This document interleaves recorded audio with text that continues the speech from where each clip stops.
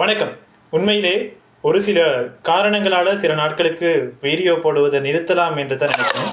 ஆனால் இந்த விஷயத்தை பார்த்த பிறகு என்னால் சும்மா இருக்க முடியலை. இதனால் என்னோட வியூஸ் குறைஞ்சாலும் எனக்கு எந்தவித கவலையும் இல்லை. ஆனால் என் நாட்டு மேல் எனக்கு இருக்கிற அந்த பொறுப்புணர்வு இந்த அசிங்கத்தை பார்த்துக்கிட்டு என்னை சும்மா இருக்க விடலை. அதனால தான் இவ்வளவு ஆக்ரோஷமான மற்றும் கடுமையான ஒரு பதிவை போடுறேன். இது கொஞ்சம் கடுமையான பதிவாகத்தான் இருக்கும். இருந்தாலும் தயவு செஞ்சு முழுசா கேளுங்க. சுமார் 700 மில்லியன் ரூபாவுக்கும் அதிகமான அரசாங்க பணம், அதாவது மக்களுடைய வரி பணத்தை செலவழிச்சு பல வருஷ கனவா இருந்த இந்த கொழும்பு புறக்கோட்டை நவீன பஸ் தரிப்பிடத்தை புனரமைப்பு செஞ்சாங்க. திறக்கப்பட்ட அன்னைக்கு அந்த இடத்தை பார்க்கவே ஒரு ஏர்போர்ட் மாதிரி அவ்வளவு பிரம்மாண்டமா அழகா சும்மா பளிச்சுன்னு இருந்துச்சு.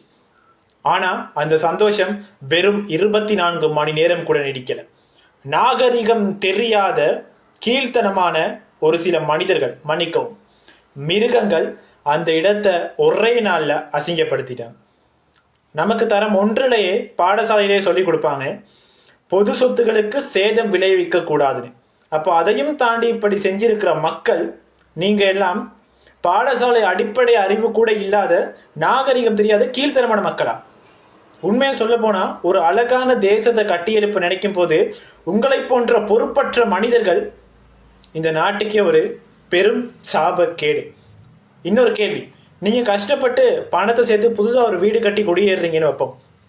அடுத்த நாள் உங்க வீட்டு சுவர்ல நீங்களே இப்படி வெற்றிலை துப்புவீங்களா? இல்லாட்டி அங்கங்கே குப்பையை தூக்கி வீசுவீங்களா? இல்லை, உங்க வீட்டுக்கு ஒரு சட்டம், இந்த நாட்டுக்கு ஒரு சட்டமா? அந்த பஸ் ஸ்டாண்டில் இருக்கிற அந்த வெற்றிலை கரைகளையும் சிதறி கிடக்கிற குப்பைகளையும் கொஞ்சம் பாருங்க. இதுக்கு அந்த அந்த இடத்துல அந்த குப்பையை போட்டு இல்லாட்டி வெற்றிலை எச்சத்து போன ஒருத்தர் மட்டும் காரணம் இல்லை. பொது இடங்களில் வெற்றிலை சாப்பிட்ற ஒவ்வொருத்தரும், குப்பையை கண்ட இடத்துல வீசுகிற ஒவ்வொருத்தரும் இதுக்கு பொறுப்பு. ஏன்னா நீங்களும் அந்த இடத்துல இருந்திருந்தா கண்டிப்பா இதே தான் செஞ்சிருப்பீங்க. அப்படி இல்லைன்னா அந்த வெற்றிலையை வாயிலேயே வச்சுக்கிட்டு வீட்டுக்கு வந்து துப்பியிருப்பீங்களா? இல்லாட்டி குப்பையை பாக்கெட்டில் போட்டு வந்து வீட்டுக்கு வந்து போட்டிருப்பீங்களா? இல்லை.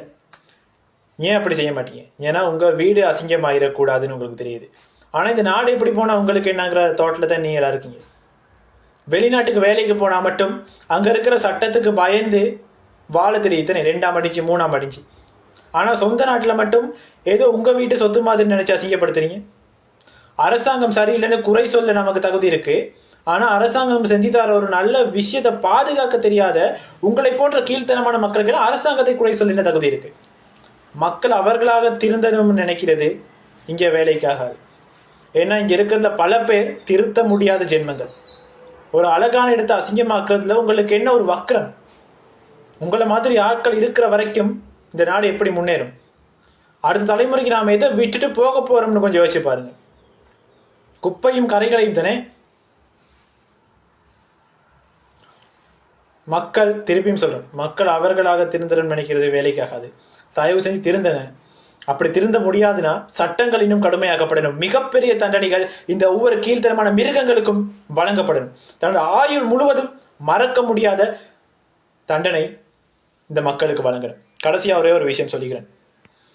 இவ்வளவு நாகரிகமான கீழ்த்தனமான மனிதர்கள் இந்த நாட்டில் இருக்கிறது இப்பொழுது இருக்கிற ஜனாதிபதி கௌரவ அன்ருகுமார் திசாநாயக் அவர்கள் இல்ல, சிங்கப்பூர் ஒரு சொர்க்கமா மாத்தி அந்த நாட்டினுடைய முன்னாள் ஜனாதிபதி லீ குவான் யூ அவர்களே கல்லறையிலிருந்து உயிரோட திரும்பி வந்து முயற்சி செஞ்சா கூட இந்த மாதிரி மக்களை வச்சுக்கிட்டு இந்த நாட்டை ஒருபோதும் திருத்த முடியாது. யாராவது இந்த வீடியோவை கடைசி வரைக்கும் பார்த்தீங்களா இருந்தா நன்றி.